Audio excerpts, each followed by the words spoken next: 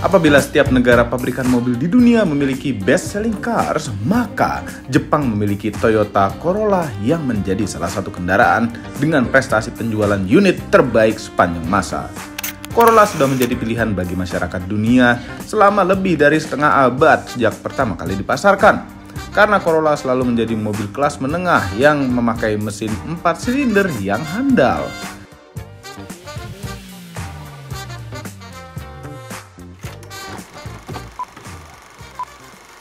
Ini adalah segmen Motomobil Retro. Melalui segmen ini kami akan mengulas mobil yang pernah populer di masa lalu, apalagi yang sempat jadi favorit seperti ini. Pergerakan ekonomi yang semakin baik dan selera pasar yang meningkat mendorong Toyota untuk meluncurkan Corolla generasi ketiga yang revolusioner pada tahun 1974, baik dari segi fisik maupun teknologi. Karena Corolla generasi pertama dan kedua sudah berhasil diterima dengan baik oleh konsumen. Toyota Corolla ini adalah mobil keluarga terbaik, bangga, kata Shiro Sasaki, development leader untuk Toyota Corolla generasi ketiga. Apa yang menjadi dasar ucapan Sasaki-san adalah unsur kenyamanan, keamanan, serta efisiensi bahan bakar. Setidaknya ucapan itu memang relevan di era 1970-an. Review Corolla generasi ketiga ini dilanjutkan oleh Paman Didot. Ayo, silakan Paman Didot. Oke, ini adalah Corolla generasi ketiga yang diproduksi oleh Toyota. Hadir pertama kali di bulan Agustus tahun 1974 di Jepang, tapi baru masuk ke Indonesia mungkin sekitar akhir 74 atau awal 1975. Kemudian dipasarkan di Indonesia sampai tahun 1979, tapi sebenarnya Corolla generasi ketiga baru benar-benar berakhir produksinya pada bulan Juli 1981. Kenapa? Karena di Australia itu masih terus sampai tahun 81. Corolla generasi ketiga yang di Indonesia kode bodinya adalah KI30.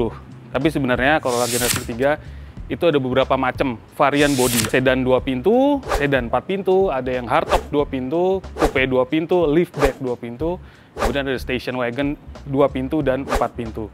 Tapi Indonesia adalah sedan 4 pintu aja.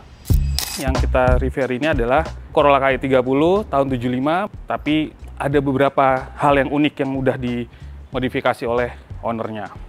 Kap mesinnya beda, grillnya beda, bempernya pun beda. Karena mobil ini sudah pakai grill dan kap mesin punya Corolla generasi 3 yang mesinnya 1400 atau yang 1600, mesin T-Series.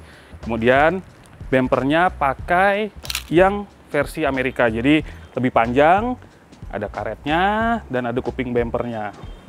Kemudian spionnya pakai punya yang versi hardtop, yang sporty. Ini versi yang SR dan Levin. Jadi bentuknya mirip-mirip dengan punya Toyota Celica generasi pertama. Kalau yang aslinya mobil ini, spion tanduknya itu krom biasa dan tipis.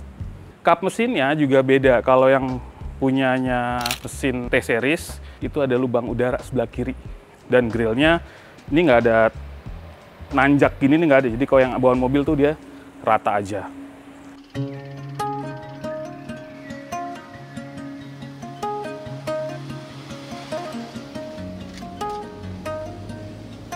Corolla generasi ketiga memang ada bagian-bagian yang mengalami perubahan. Kalau yang tahun-tahun awal, bagian bawahnya nih di bawah bumper itu dia flat aja. Tapi kalau yang start tahun 77 sampai yang terakhir, itu di bawahnya ada jenggotnya dikit. Ada spoiler tipis banget. Sebenarnya kalau itu udah rusak pun kadang-kadang nggak dibenerin, udah dibikin rata aja. Tapi kalau aslinya tuh ada lip spoilernya kecil banget. Itu yang versi faceliftnya. Secara dimensi, mobil ini kelihatannya ya sedan kelas menengah lah. Padahal panjangnya mobil ini nggak sampai 4 meter. Jadi 3,99 sekian. Jadi bener-bener nyaris 4 meter. Itu kalau pakai bumper asli ya, yang bawaan mobil ya, bukan yang pakai bumper Amerika gini. Wheelbase-nya 2,3 sekian meter, lebarnya 1,5 meter, tingginya 1,3-an. Mobil ini kelihatannya sih ukurannya normal-normal aja, tapi Corolla Altis itu panjangnya 4,4-an. Jadi mobil ini jadi kalau misalnya ada Altis, jadi kecil, karena nggak nyampe 4 meter. Kelihatannya sih ukurannya mirip-mirip ya, tapi ternyata jauh lebih ringkas. setelah mengalami facelift, di sini ada perbedaan nih. Kalau yang tahun-tahun awal, ini ada lubang udara dan garisnya stripnya horizontal. Kalau yang tahun 77 sampai yang terakhir, dia garisnya begini, nggak tidur gini tapi vertikal agak miring gitu. Ini velgnya udah pakai aftermarket, pakai Axis ring 15, aslinya 13. Kepet mat flapnya juga mestinya nggak kayak gini sih, tapi oke juga bentuknya.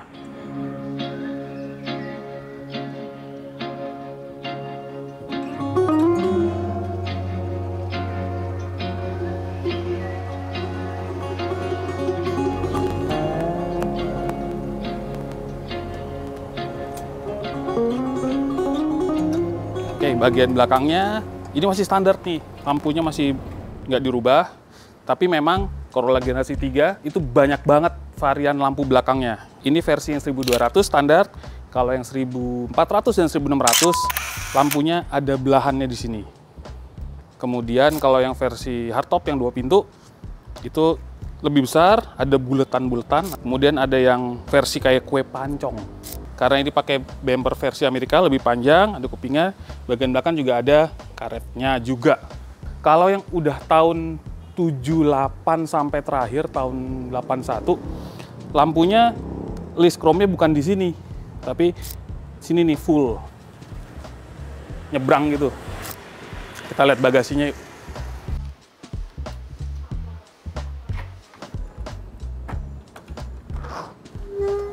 Wah, ruangannya nggak gede-gede amat. Dan ini mobil ini masih asli loh, masih ada ininya, hardboardnya. Karena di balik sini ada tangki bensin. Masih komplit loh ini. Cuman ya, size cukup sih, mungkin zaman dulu cukup, tasnya kecil-kecil. Tadi tangki bensinnya kan di balik jok belakang tuh. Isinya dari sini. Pencet. Ini. Puter. Itu dia.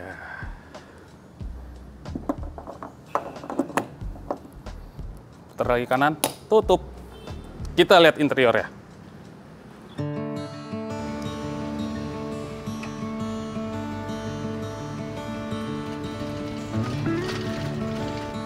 Memang Toyota suka banget bikin pernik-pernik yang tahun awal beda, yang tahun yang lebih muda beda.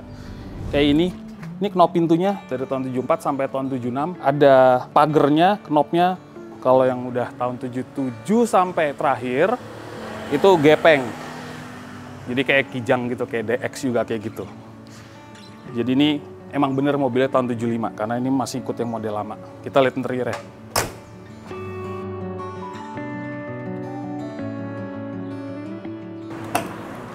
Oke, ini kita coba duduk di belakang. Wah, joknya empuk loh. Masih ngeper-ngeper gini. Ya, kalau untuk standar mobil sekarang ya mepet udah ini.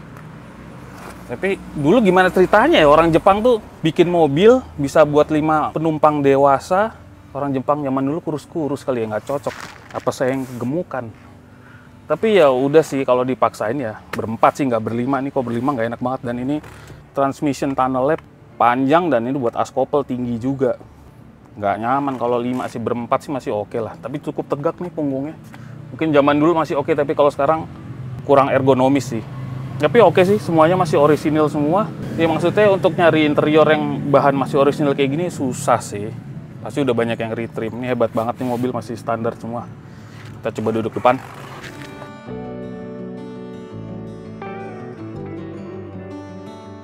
Nah, ini seat belt nggak asli nih.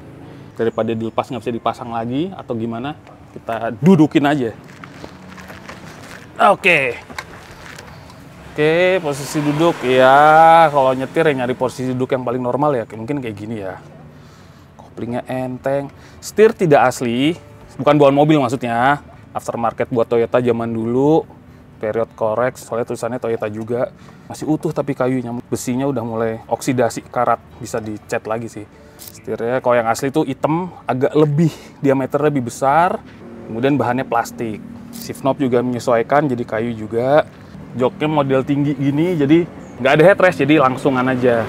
Dashboardnya model rata aja, tapi kelihatan semua instrumennya. Ini mobil ini, instrumen panelnya pakai yang versi SR atau Levin ya. Soalnya udah ada ampere meter, ada oil temperature meter, ada oil pressure gauge-nya juga. Kalau yang aslinya buat mobil ini, itu speedometer, di sebelah sini penunjuk bensin dan temperatur. Udah itu aja, tapi ini lebih rame karena punya yang versi sportinya. Dan kalau yang versi Indonesia, itu putus di sini nih, ininya konsolnya. Jadi persnelengnya itu terekspos aja belakang-belakang sini. Ini pakai yang udah di-upgrade ke yang versi sportinya. Keren sih.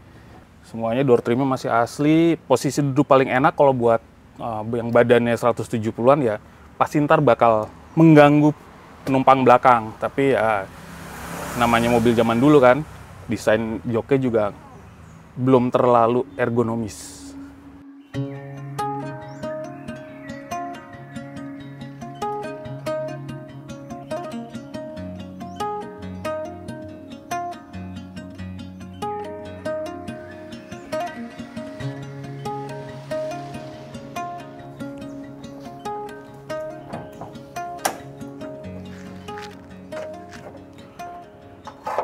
Oke, ini mesin K-Series Toyota yang sangat legendaris. Salah satunya terpasang di Corolla generasi 3. Ini tipe mesinnya adalah 3KH 1200 cc, tepatnya 1166.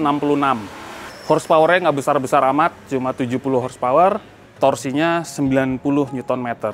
Perbedaannya dengan 3K biasa itu di horsepower-nya. Jadi horsepower-nya kalau yang 3K biasa di Corolla generasi kedua, ini ada sedikit peningkatan karena kodenya tadi ada huruf H-nya. H itu adalah high octane. Dia bisa menggunakan bensin yang oktannya jauh lebih tinggi.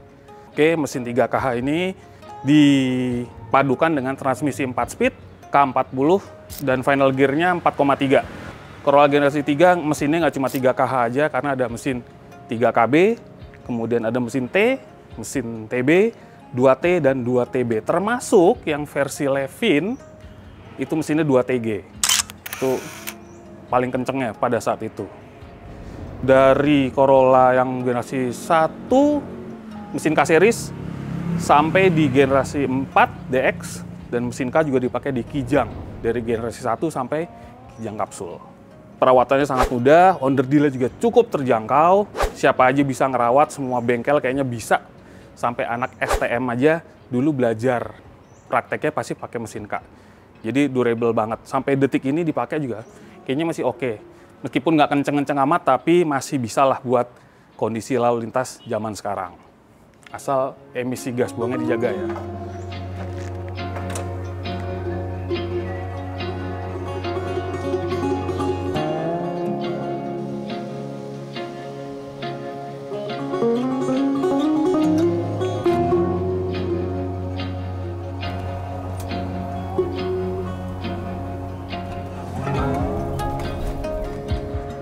Oke, jadi Corolla generasi 3 atau KE30 yang di Indonesia semakin lama semakin sedikit populasinya. Yang kondisinya bagus ya. Kalau yang bahan mungkin masih bisa ketemu, tapi bangunnya, restorasinya udah nggak mudah. Karena body part, perintil-perintilannya udah mulai susah.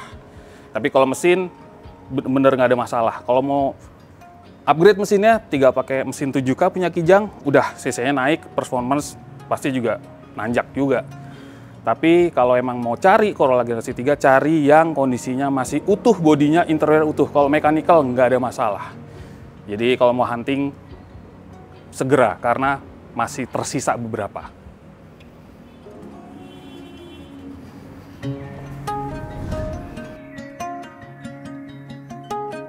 Popularitas Toyota Corolla generasi ketiga itu tinggi.